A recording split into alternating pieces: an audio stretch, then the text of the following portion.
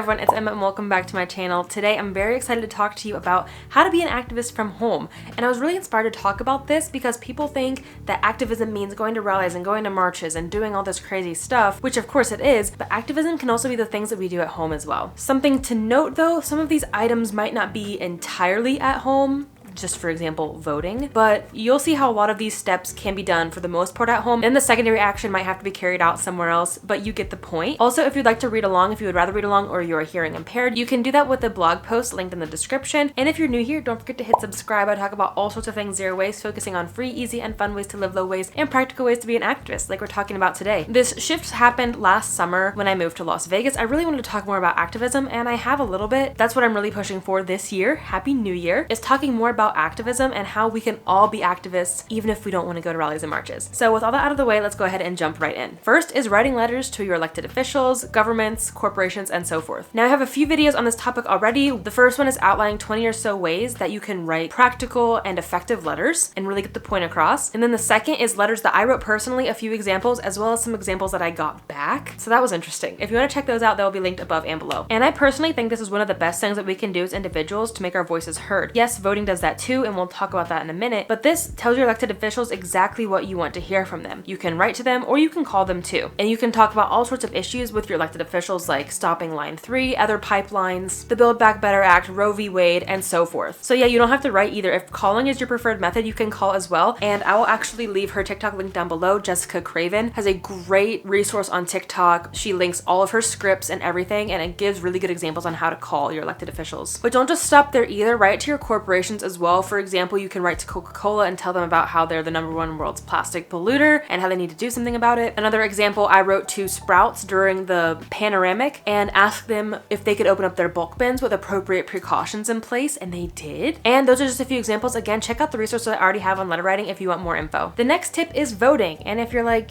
Emma, what the heck, you can't vote at home? You actually can. I actually vote from home because I register absentee. I am a registered voter in Ohio, my home state, but you know, I've lived in Japan and I live in Nevada, so I actually vote at home, like at my kitchen table, filling it out by hand and then mail it back. Even if you don't vote at home, even if you live in your home region and you actually go somewhere like to the polls, you still have to register to vote. And registering to vote typically just takes place online at home. I will leave a link down below if you are not registered yet and you would like to get registered to vote. Voting is so important. First off, it's our constitutional right, but also because it's the best chance we have of getting policymakers in office that have the best interests of the planet and the people in mind. And so that's ultimately where we have to start, is getting eco-minded people in office in order to help make these changes. Another way you can be an activist from home is by making eco swaps in your house and also encouraging your family to partake. So yes, you can do this even if you live alone, but if you have roommates, you live with your family, you have kids, this is a great way to get everyone involved. But how is this a form of activism? Boycotting wasteful brands and using your money to support eco-friendly brands is voting with your dollar, aka activism. Plus, if you encourage your friends, your family, your other relatives, and so forth to do the same, the impact just keeps growing and growing. So I will leave a bunch of my brand reviews linked down below if you would like to shop some of them yourself or just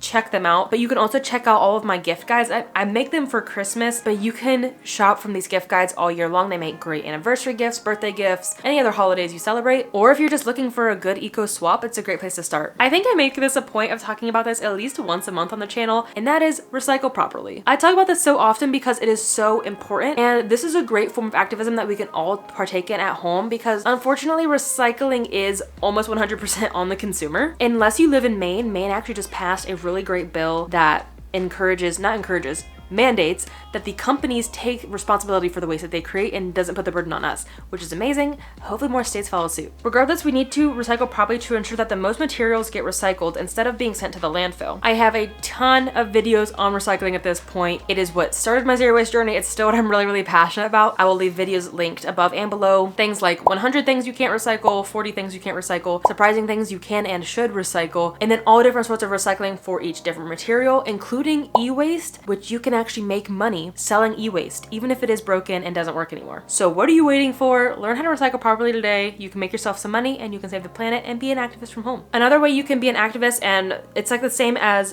buying eco swaps, is voting with your dollar, and that is to eat less meat. You don't have to go vegan or vegetarian. Please hear me out. If you want to go vegan or vegetarian, good for you. That is personally why I quit eating all animal products, was for the planet, but you don't have to. I have a full video outlining why going vegan is better for the planet, and I'll leave it linked above. It has a lot of statistics statistics in there. We're not going to dive too far into it today, but ultimately, even if you cut out one red meat meal a week, you're reducing your amount of carbon dioxide into the atmosphere by a lot. So if you're going to aim for a specific meat to cut out beef. It is one of the most impactful things that we can consume on a daily basis, but honestly, all meat is pretty high up there as well. So if you can, maybe try meatless Mondays, try just having like meatless or animal-free breakfasts every day of the week. There are a few ways that you can do this without going completely vegan or vegetarian. And of course, this form of activism can also be spread to your friends and family as well. Another way that you can be an activist is to upcycle. Again, you're probably wondering, how is this a form of activism? And that is because this is the heart of zero waste, reducing what we send to the landfill. This form of activism is so much fun and can really get the creative juices flowing. Doing so saves fuel from our trash trucks, landfill space, and reduces pollutants in our air, land, and water. So this form of activism might seem small, but it has a really big impact, especially the more you do it. Here are just a few ideas of things that I have personally done, but you can literally do whatever you want. Think outside the box and get creative. I have turned old t-shirts and other fabrics into rags, hankies, makeup remover pads, or makeup remover wipes, grocery bags, and I've even crocheted them into a rug and pot holders. You can reuse plastic grocery bags as trash can liners. You can reuse boxes from online shopping for wrapping gifts or other storage. If you find pieces of scrap wood lying around, they can be used to make shelves or wall decor by painting it. Scraps of paper can be used for a to-do list, or you can recycle the paper yourself at home. Newspaper makes great packing material, and so much more. Another way that you can reduce what you send to landfill is when you declutter, donate it or sell it. Think before you throw away, ultimately, is what these two tips come down to. Donating is a great way to keep our gently used items out of the landfill and in circulation longer. Shopping secondhand also decreases the number of new resources that we have to consume. Though I encourage you to avoid Goodwill, this is very nuanced and I will talk more about it later this year, but ultimately Goodwill gets the most amount of inventory from all the thrift stores, I think, and with excess inventory means they can't sell it all, which means they have to dispose of it somehow, which means it ends up in the landfill or shipped to overexploited nations, and then they have to deal with our waste. I learned about this in the book Consumed by Aja Barber if you would like to read it, but again, I'll be talking more about this later. So for now, here are some other platforms that you can donate to or even sell your items instead of sending stuff to the landfill. There's Depop, ThreadUp, OfferUp, eBay, Facebook Marketplace, Savers, your local charity shops and local thrift shops like mom and pop single, not chain stores. There's vintage stores, women's shelters, homeless shelters, schools, orphanages, buns, and then a great place to recycle technology if you're decluttering that is places like Best Buy. Another way to keep stuff out of the landfill, and as a small form of activism, is to mend your items. For example, dog toys.